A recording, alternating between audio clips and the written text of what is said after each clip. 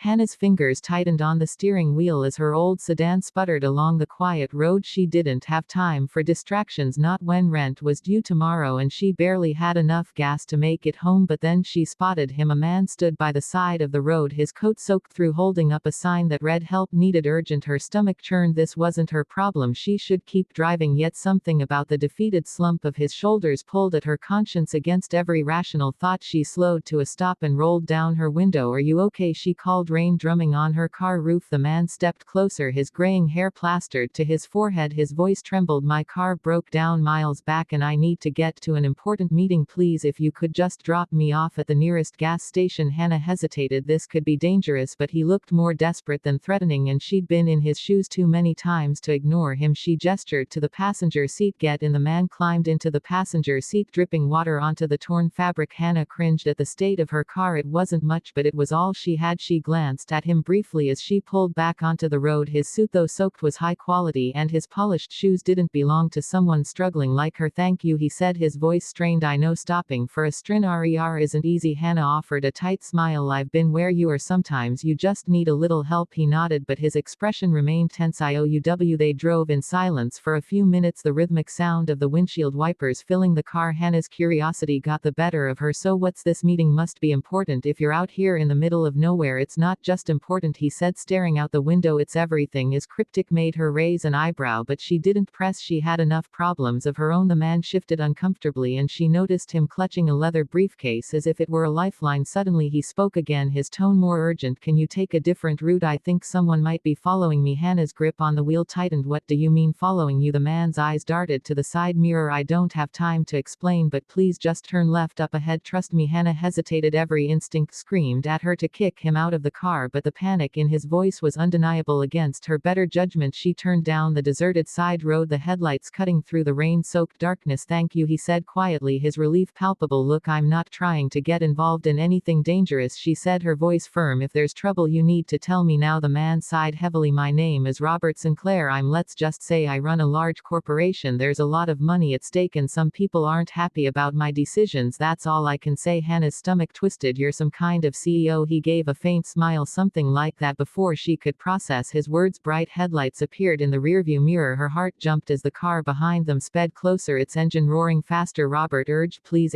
Hannah didn't need to be told twice. She slammed her foot on the gas, her old car protesting with a groan. The vehicle behind them didn't back off, staying dangerously close. "What's going on?" she yelled, panic creeping into her voice. "Just keep driving," Robert shouted. The pursuing car suddenly swerved, attempting to cut them off. Hannah's heart raced as she gripped the wheel, swerving onto a side road to avoid a collision. The rain made the road slick and the tires skidded briefly before gaining traction. "Take this," Robert said, thrusting the briefcase toward her. "If anything happens to me, make sure this gets to my lawyer. His name is on the card inside." "What?" "No," she snapped. "I'm not getting dragged into whatever this is. You already are," he said, his voice grim. "Please just promise me." Before Hannah could argue, the pursuing car sped ahead, blocking the road. She slammed on the brakes, the car screeching to a halt. The rain pounded against the windshield as two figures emerged from the other vehicle, their silhouettes ominous in the downpour. "What do they want from you?" she whispered, fear clawing at her chest. "They're after what's in the briefcase," Robert said, his voice low. "But they can't have it no matter what." Hannah's breath quickened as the two figures approached, their movements deliberate and unhurried. She glanced at Robert, who seemed eerily calm despite the situation. "They'll destroy everything if they get it," he muttered, gripping her arm. "Trust me, Hannah, you can't let them." "How do you know my name?" she hissed, her panic rising. "Your ID was on your dashboard," he said quickly. "I swear I mean you no harm. Just keep it safe no matter what." The figures were close now, their faces obscured by the shadows and rain. One of them rapped on her window with the butt of a flashlight. "Step out of the car," the man said, his voice sharp. "We just need to talk." Hannah's fingers trembled on the wheel. "What do I do?" she whispered to Robert. "Don't open the door," he replied, his tone firm but quiet. "They'll take the briefcase and you might not make it out." "What do you expect me to do? Drive through them?" Robert didn't answer. Instead, he leaned forward and locked eyes with her. "Do you trust me?" "No," she blurted, her voice shaking. "I don't even know you." "Fair," he said, a flicker of a smile crossing his face despite the circumstances. "But if you don't trust me, trust yourself. Get us out of here." Before she could respond. The man outside slammed his fist against the glass. Last warning, open the door or we'll do it for you. Adrenaline surged through Hannah. She yanked the gear shift into reverse and slammed on the gas. The car jerked backward, tires spinning on the wet pavement. The man outside stumbled, narrowly avoiding the back bumper, but the other figure wasn't deterred. He sprinted toward them as she swerved the car around and sped down the road. Keep going, Robert shouted. Don't stop. The pursuers scrambled back into their SUV, its headlights flaring as it roared to life and gave chase. Hannah's old sedan rattled with every bump and turn, but she pushed it as fast as it would go. I can't outrun them, she yelled, her voice tight with fear. You don't have to, Robert said. Just get us the city. They won't risk making a scene there. Hannah's heart thundered as she veered onto the highway, the SUV gaining ground. Her car shook violently and she prayed it wouldn't give out. Now why me, she snapped, her frustration bubbling over. Why did I have to be the one to pick you up? Because you're a good person, Robert said simply, and I'm out of options. That doesn't exactly make me feel better, she shot back. The SUV rammed into the rear of her car, jolting them both forward. Hannah screamed, gripping the wheel as the car swerved. Robert reached over to steady her. Hold on, he said, take the next exit now. Hannah yanked the wheel, barely making the turn onto the ramp. The SUV followed, its tires squealing on the slick asphalt ahead. The city lights flickered like a beacon of hope through the rain. Almost there, Robert said, his voice a mixture of urgency and relief. They won't follow us into a crowded area. Hannah wasn't convinced, but she didn't have a better plan. The SUV closed the gap again, its engine roaring like a predator hunting its prey. She tightened her grip, every muscle in her body tense as she navigated the rain-soaked streets. Finally they reached a bustling intersection. The SUV abruptly slowed, its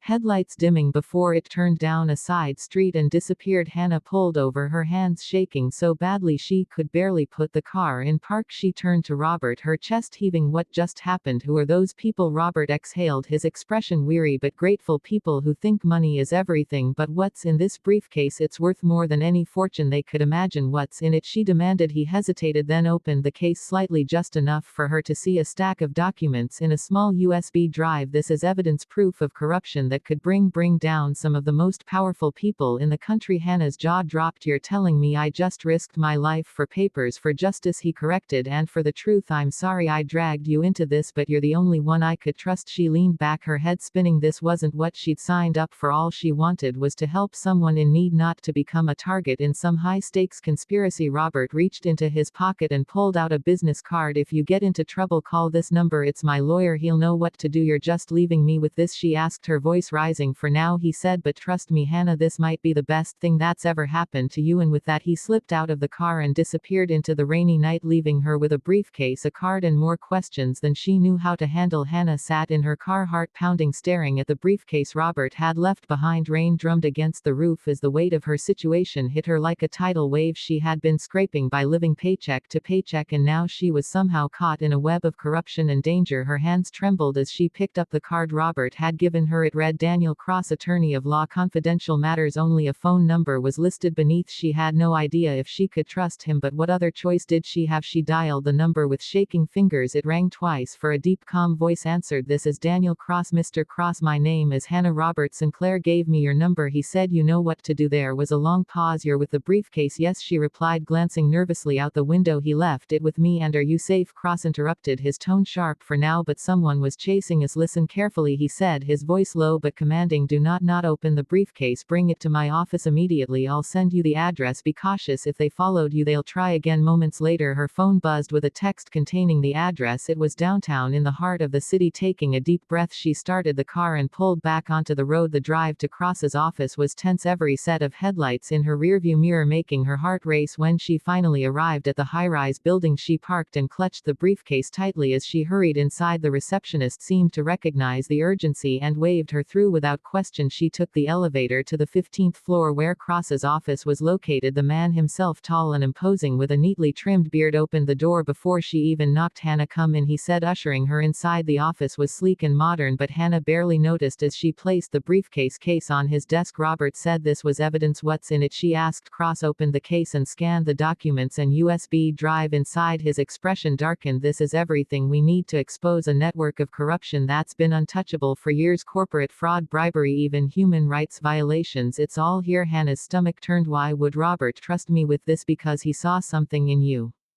Cross said simply, and because people like you ordinary citizens are often overlooked by those who think they're untouchable. Before Hannah could respond, the office phone rang. Cross answered it, his expression growing graver by the second. They know you're here, he said after hanging up. We need to move. What do you mean move? She exclaimed, panic rising. They'll come for this evidence and for you, but don't worry, he said, grabbing the briefcase and pulling out another small case. We have a backup plan. He handed her a smaller identical briefcase. This is a decoy. You're going to help us misdirect them while we get the real evidence into the right hands. What? No, I didn't sign up for this. You signed up the moment you helped Robert, Cross said, his voice firm but not unkind. If you don't help, everything he's worked for, everything you risk will be for nothing. Hannah's role was simple but terrifying. She left the office with the decoy case, her job to act as a distraction while Cross and his team delivered the real evidence to the authorities. She drove aimlessly, her heart pounding every time she spotted a car behind her. Sure enough, within 20 minutes she realized she was being followed again. Stay calm, Cross had instructed her, lead them as far away as you can. Every instinct told her to panic, but she held her nerve, weaving through the city until she reached the outskirts. The pursuing car stayed close, but she kept going, her mind racing for a plan. Finally she spotted a crowded gas station. Thinking quickly, she pulled in and parked near the pumps where dozens of people milled about. She grabbed the decoy briefcase and got out, blending into the crowd. The pursuers hesitated, clearly unwilling to make a scene. Hannah used the distraction to slip into the gas station's convenience store and out the back door, leaving the decoy case in the alley. Hours later, back in the safety of her tiny apartment, her phone rang. It was Cross. It's Dawn, he said. The evidence is secure and the authorities are already moving on the perpetrators. You did more than you realize. Hannah, relief flooded her, but before she could respond he added, and Robert didn't forget you. What do you mean? She asked, confused. I think you should check your bank account, Cross said, his voice warmed with approval. Hannah hung up and opened her banking app. Her jaw dropped. The balance showed a figure she couldn't have dreamed of, a 7-figure deposit labeled for a brighter future. Sinclair, tears streamed down her face as the realization sank in. By helping a stranger she hadn't just saved herself, she'd uncovered strength and courage she never knew she had, and now she had the chance to rebuild her life and make a difference in ways she'd only dreamed of.